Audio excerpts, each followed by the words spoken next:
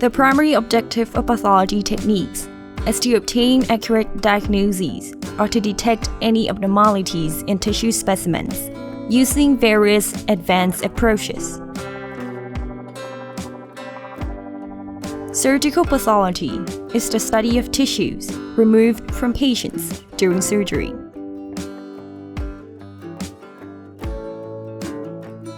On the other hand, cytopathology involves examining cells from body fluids or cells obtained by fine needle aspiration.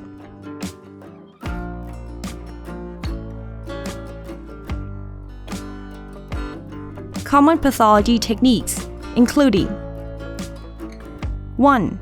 Routine histopathology, which refers to hematoxylin and eosin staining that is utilized as a routine stain on tissue specimens to reveal tissue structures. 2. Immunohistochemical study, which is an application of antibodies to determine tissue distribution of an interested antigen. 3. Immunofluorescence study, which permits visualization of tissue through fluorescence microscope.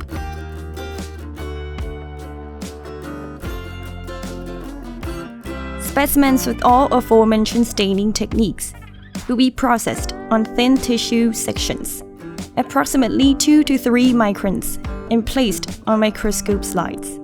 These slides will then be examined under microscopes by pathologists. In order to slice tissues into 3 micron thick sections, the tissue must be hardened by either one of these methods.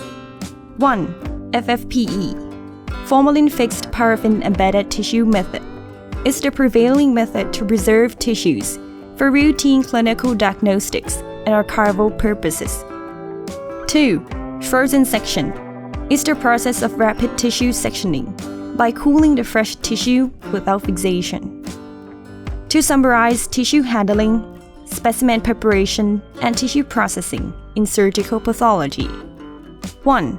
Tissue specimens removed from patients during surgery will be placed in formalin before submitted to the anatomic pathology department reception, where they will be registered and given surgical numbers.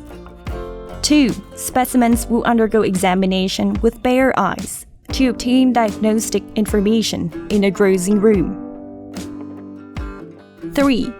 Intended diagnostic areas of tissues will be sectioned and placed in small cassettes with specific surgical number labels. 4. Tissue cassettes will then be processed by multiple steps of chemical technique until paraffin infiltrates throughout the tissues. After that, tissues will be orderly positioned and embedded in paraffin wax to make permanent FFPE tissue blocks. 5. FFPE tissue blocks will be sliced into thin sections and placed on microscope slides before being stained with hematoxylin and eosin or other special stains. 6. Microscope slides are ready for pathologists to examine and make definite diagnoses. Finally, the pathology report is submitted. The following section of this video will demonstrate the detailed procedure step by step. Specimen registration. All specimens must be registered. A specific surgical number will be given to each specimen. Patient's identifications, type and quantity of specimens on request forms should correspond to details on specimen labelings. Specimen grazing. Pathologists or pathologist assistants will inspect, measure, and describe specimens. Large specimens are cut into approximately 2.5 by 1.5 by 0.3 centimeters per section. Sections that best represent diagnostic areas will be submitted.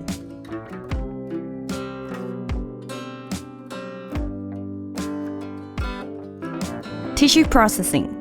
Tissue processing is the procedure by which specimens will go through multiple steps of chemical reactions and will be infiltrated by paraffin in the final step. The entire process consumes 8 to 12 hours depending on the tissue size.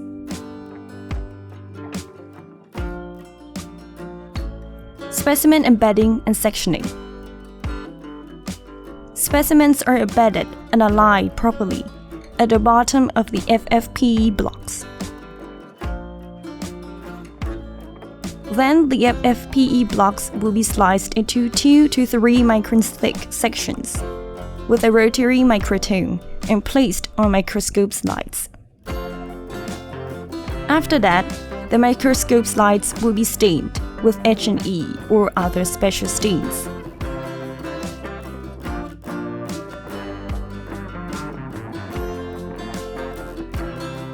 These slides can be digitized by an automated digital scanner.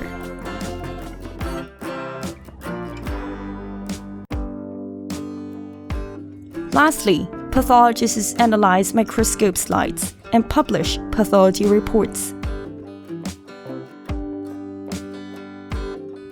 To conclude, it generally takes 24 to 48 hours to complete the process to prepare microscope slides, depending on the time of specimen's arrival throughout the day.